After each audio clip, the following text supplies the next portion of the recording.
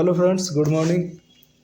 Bihar GK का जो series हमने शुरू किया था उसका ये पार्ट थर्ड है।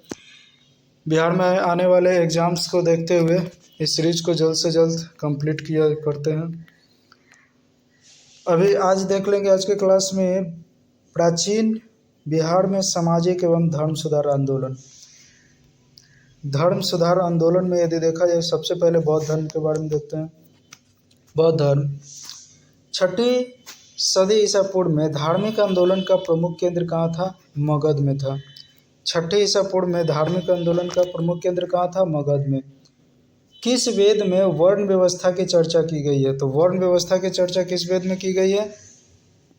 ऋग्वेद में। धार्मिक आंदोलन का कौन सा कारण नहीं था? तो राजनीतिक विकेंद्रीकरण उस समय नहीं था। बाकी याज्ञ कर्मकांड, ब्राह्मणों की श्रेष्ठता और पशु बलि, ये मुख्य कारण थे धर्म सुधार आंदोलन का। क्योंकि लोग धर्म के मार्ग पर चलते हुए एक तरह से अंधभक्त हो गए थे और वैसे वैसे क्रियाएं करने लग गए थे, जिसके लिए हमें धार्मिक सुधार आंदोलन करना अनिवार्य हो गया था। नेक्स्ट है, किस सदी के पूर्व तक छुआछूत जैसी कुरीतियां कठोर रूप से ग्रहण कर चुकी थी? ये 6ठी शताब्दी ईसा पूर्व की बात है। उस समय तक छुआछूत जैसी कुरीतियां जो थी कठोर रूप से ग्रहण कर चुकी थी। किस काल में बड़े बड़े यज्ञों में पशु बलि दी जाती थी? तो उत्तर वैदिक काल में बड़े बड़े जो यज्ञ होता था उसमें पशु बलि दिया जाता था। उत्तर वैदिक काल में कितने संप्रदायों का उदय हुआ था? तो कुल 62 संप्रदाय का उदय हुआ था। निम्नलिखित में से किस संप्रदाय की जन्मभूमि एवं कर्मभूमि बिहार रही है? तो यह है जैन और बौद्ध धर्म। ये जैन और बौद्ध धर्म के जन्मभूमि और कर्मभूमि बिहार रही है। नेक्स्ट है, महात्मा बुद्ध ने कितने वर्ष की अवस्था में गृह त्याग किया था? तो महात्मा बुद्ध ने कितने वर्ष की अवस्था में गृह त्याग किया था? 29 वर्ष की अवस्था में। जबकि जैन धर्म आगे पढ़ेंगे तो वो 30 वर्ष की अवस्था में किए थे। नेक्स्ट है, बौद्ध धर्म का संस्थापक किसे माना जाता है? गौतम बुद्ध को। गौतम बुद्ध का जन्म कहाँ हुआ था? लुम्बिनी में हुआ था। नेपाल के तराई में लुम्बिनी में हुआ था। गौतम बुद्ध कपिलवस्तु के शाक्य कुल के किस राजा सुद्धोधन के पुत्र थे? तो सात्र कुल के क्षत्रिय राजा थे। ये जो राजा थे सुद्धोधन, ये किस कुल के थे? तो ये क्षत्रिय राजा थे। नेक्स्ट है, महात्मा बुद्ध की माता का नाम क्या था? तो ये थी महामाया देवी। गौतम बुद्ध की सौतेली माँ का नाम क्या था? प्रजापति गौतमी। इन्हीं ने इनका पालन पोषण किया था। गौतम बुद्ध के बचपन का नाम क्या था? तो गौतम बुद्ध के बचपन का नाम सिद्धार्थ था। चीनी साहित्य के अनुसार गौतम बुद्ध का जन्म कब हुआ था? तो ये लगभग 563 ईसा पूर्व में हुआ था। नेक्स्ट, महात्मा बुद्ध किस गोत्र से थे? तो ये गौतम गोत्र से थे। महात्मा बुद्ध की मृत्यु कब हुई थी? महात्मा बुद्ध की मृत्यु लगभग 483 ईसा पूर्व में हुआ था। महात्मा बुद्ध की मृत्यु कितने वर्ष की अवस्था में हुआ था? तो ये 80 वर्ष की अवस्था में महात्मा बुद्ध की मृत्यु हुई थी। गौतम बुद्ध के जन्म के समय किस नामक भविष्यवक्ता ने राजा सुद्धोधन से कहा कि यह बालक सन्यास बनेगा? किसने कहा था? तो ये काल देवल ने कहा था। काल देवल ने उनके जन्म के समय कहा था कि यह सन्यास बनेगा। कितने वर्ष की अवस्था में गौतम बुद्ध का विवाह हुआ था? तो ये 16 वर्ष की अवस्था में गौतम बुद्ध का विवाह हुआ था। नेक्स्ट है, गौतम बुद्ध की पत्नी का नाम क्या था? गौतम बुद्ध की पत्नी का नाम था यशोधरा गौतम बुद्ध की पत्नी का नाम था। नेक्स्ट है, गौतम बुद्ध के पुत्र का नाम क्या था? तो राहुल। गौतम बुद्ध के पुत्र का नाम राहुल था, जिसे श्रीलंका भेजा था। गौतम बुद्ध ने भ्रमण के क्रम में क्या नहीं देखा था? तो भ्रमण के क्रम में इन्होंने रोगी देखा, सन्यासी देखा, मृत देखा, लेकिन महिला नहीं देखा था। गौतम बुद्ध बौद्ध साहित्य किसके अनुसार गौतम बुद्ध के चारों चिन्ह एक ही यात्रा में दिखाई देते हैं? तो ये दीर्घ निकाय में है कि चारों चिन्ह जो गौतम बुद्ध ने जो देखे थे वो इसे दीर्घ निकाय में दिखाई देता है। नेक्स्ट है, गौतम बुद्ध के गृह त्याग को किस नाम से जाना जाता है? तो महाविनिष्क्रमण कहा जाता है। गौतम बुद्ध के अश्व का नाम क्या था? तो गौतम बुद्ध के अश्व का नाम क्या था? कथक था। गौतम बुद्ध के अश्व का नाम कथक था। गौतम बुद्ध का जन्म मृत्यु और ज्ञान प्राप्ति कब हुई थी? तो वैशाख के पूर्णिमा के समय हुआ था। गौतम बुद्ध का जन्म और ज्ञान प्राप्ति वैशाख के पूर्णिमा के समय हुआ था। नेक्स्ट है, गौतम बुद्ध ने गृह त्याग कब किया था? गौतम बुद्ध ने गृह त्याग कब किया था? पहले तो गृह त्याग को कहा किया गया था महावीरस्क्रमण, और ये आषाढ़ पूर्णिमा के समय गृह त्याग किए थे। गौतम बुद्ध ने अनुवीन नामक स्थान पर किस नदी के किनारे प्रव्रजा धारण की थी, यानी संन्यास धारण की थी? तो ये अनोमा नदी के किनारे है। अनोमा नदी के किनारे संन्यास धारण किए थे। निम्नलिखित में से किसके द्वारा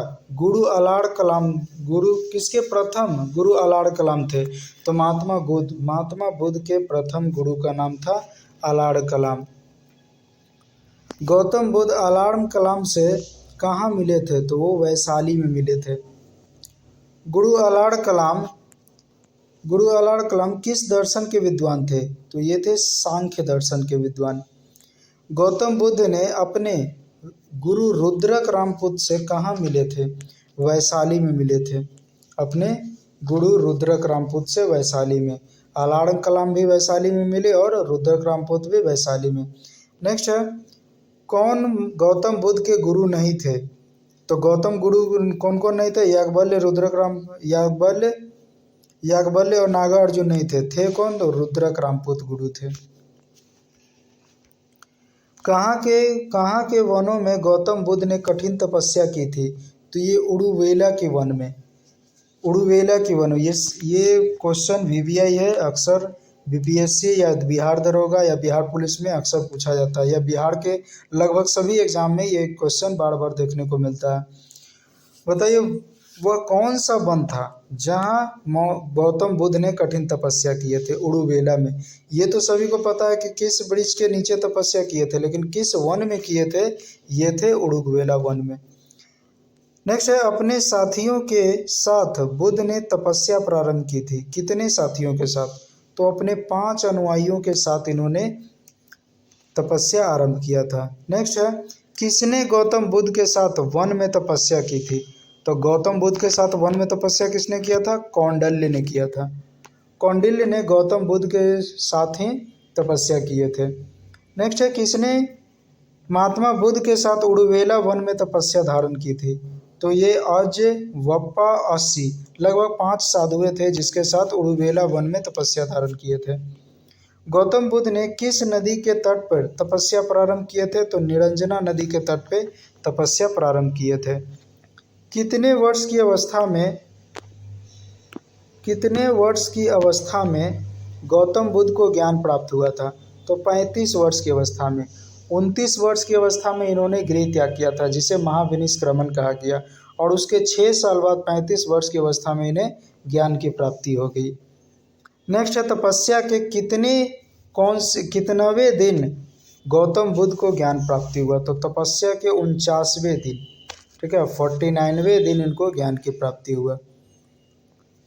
42 किस वृक्ष के नीचे गौतम बुद्ध ने तपस्या प्रारंभ किया था? तो ये तो जानते ही होंगे, पीपल वृक्ष के नीचे उन्होंने तपस्या प्रारंभ किया था। गौतम बुद्ध को ज्ञान की प्राप्ति कहाँ हुई थी? तो ज्ञान की प्राप्ति गया में हुई थी।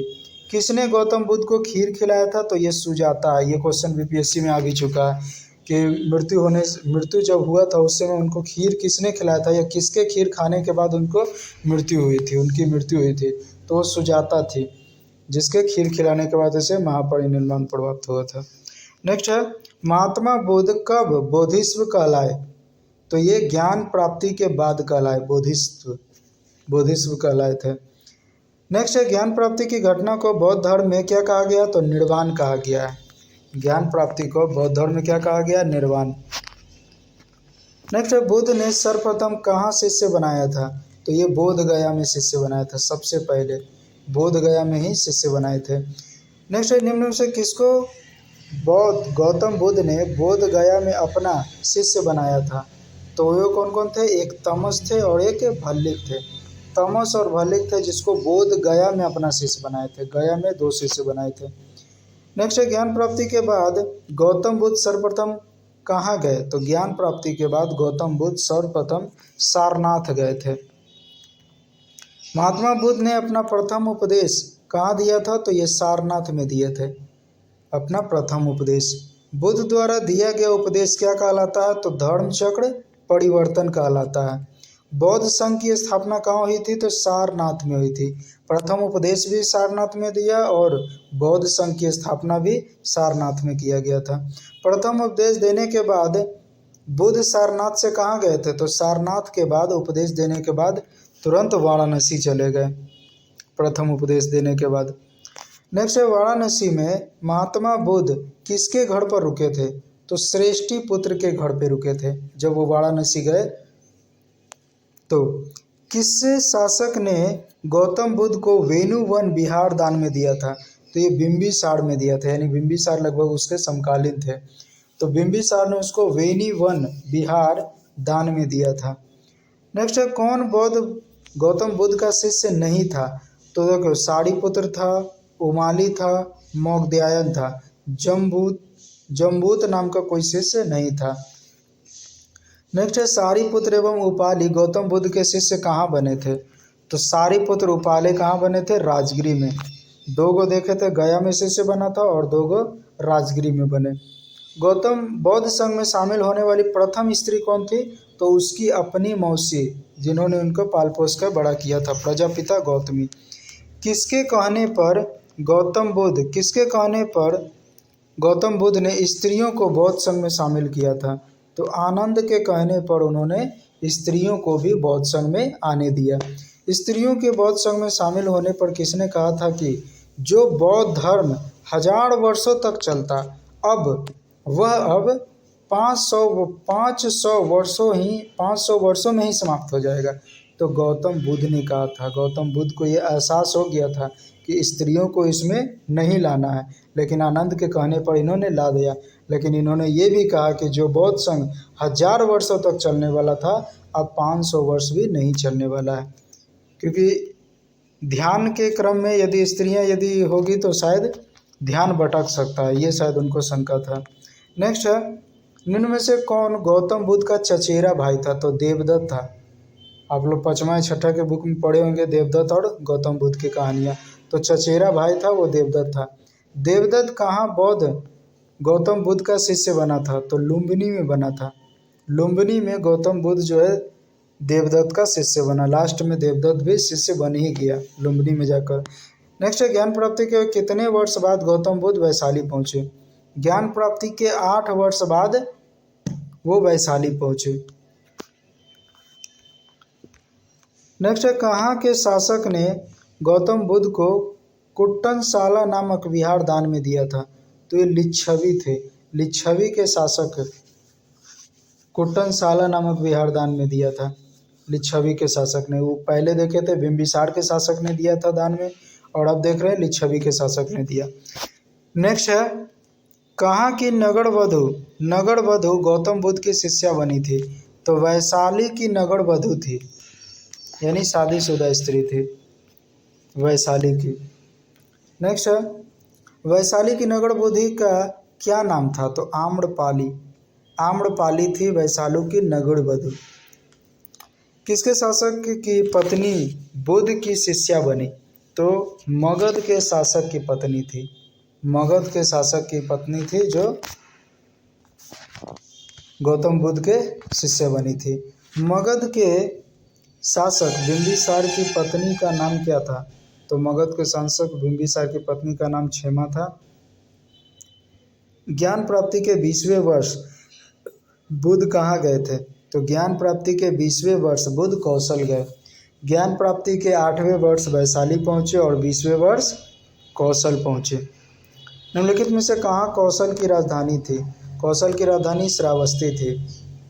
ये 16 महाजनपद की राजधानी याद कर लेंगे, बहुत इंपॉर्टेंट है। अंगुलीमाल नामक डाकू जो बुद्ध का शिष्य था कहाँ बना था, तो ये श्रावस्ती में ही बना था। जो कौशल है, कौशल में ही श्रावस्ती में अंगुलीमाल डाकू मिला था।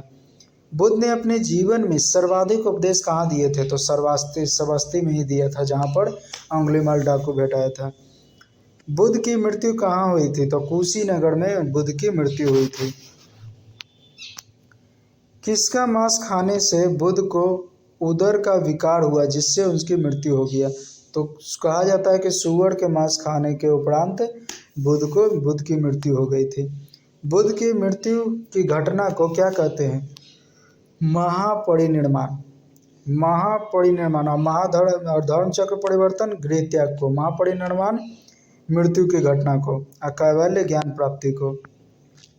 नेक्स्ट है, बुद्ध की मृत्यु के बाद बौद्ध धर्म का मार्गदर्शक कौन था? तो मार्गदर्शक आनंद था, वही आनंद जिसमें बौद्ध धर्म में स्त्रियों की आने की अनुमति दिया था। तो इनका जब मृत्यु हुआ था तो बौद्ध धर्म का दर्शन बना था ये आनंद।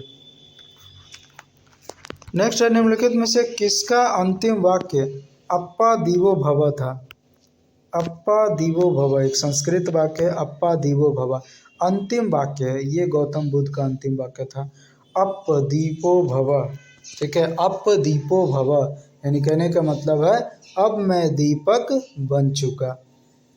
बुद्ध के अस्थि अवशेषों को कितने भागों में बांटा गया है? तो कुल 8 भागों में बांटा गया है, जिसे स्तूप कहा गया है। बुद्ध के अस्थि अवशेष प्राप्त कर किसका निर्माण किया गया? तो इसी स्तूप का निर्माण किया गया, उनके 8 भागों में बांटकर। कोई भी व्यक्ति किसकी आज्ञा के बिना संघ में प्रवेश नहीं कर सकता था? तो माता पिता की आज्ञा के बिना, चाहे वो स्त्री हो चाहे वो पुरुष हो, कोई भी अपने माता पिता के आज्ञा के बिना बौद्ध धर्म में प्रवेश नहीं कर सकता है। और जिसकी आयु थी लगभग कम से कम 15 साल, इससे कम के आयु के व्यक्ति का प्रवेश निषेध था। नेक्स्ट है, निम्न में से कहाँ बुद्ध के अस्थि अवशेषों पर स्तूप का निर्माण किया गया था? स्तूप का निर्माण नहीं हुआ था। तो एक अवशेष थे विदेह, ठीक है, लगभग 8 जो अवशेष प्राप्त हुए थे वहाँ पर तो स्तूप बन गया था, लेकिन एक जो थे विदेह, यहाँ के अवशेष पर स्तूप का निर्माण नहीं हुआ था विदेह में। नेक्स्ट है, निम्न में से कौन गौतम बुद्ध का अनुयायी नहीं था? तो उदयन जो था गौतम बुद्ध का अनुयायी नहीं था। बाकी प्रसेनजित था, बिंबिसार था, अजातशत्रु था, तीनों था उदयन को छोड़कर। निम्नलिखित में से कौन महात्मा बुद्ध का शिष्य था? तो महात्मा बुद्ध के शिष्य तीनों थे, जीवक, सुनीत और महाकश्यप महात्मा बुद्ध के शिष्य थे। कौन स्त्री बौद्ध धर्मानुयायी नहीं थी? तो स्त्री बौद्ध धर्मानुयायी नहीं थी। कौन? तो प्रियदर्शना नहीं थी, बाकी आम्रपाली थी, नंदा थी और यशोधरा थी। यशोधरा जो थी उसकी पत्नी हो गई, आम्रपाली भी हो गई जो मगध के राजा की पत्नी थी, और नंदा भी हो गई। प्रियदर्शना केवल नहीं थी, ठीक है। नेक्स्ट है, गौतम बुद्ध ने कितने आर्य सत्यों का प्रतिपादन किया था? तो गौतम बुद्ध ने कुल 4 आर्य सत्य का प्रतिपादन किया था। अष्टांगिक मार्ग किस धर्म से संबंधित है? बौद्ध धर्म से। नेक्स्ट है, कौन से अष्टांगिक मार्ग के अंतर्गत आते हैं? निम्न में से कौन से अष्टांगिक मार्ग के अंतर्गत आते हैं? अष्टांगिक मार्ग के अंतर्गत कौन कौन आते हैं? तो सम्यक दृष्टि, सम्यक आजीव, सम्यक व्यायाम, तीनों आते हैं।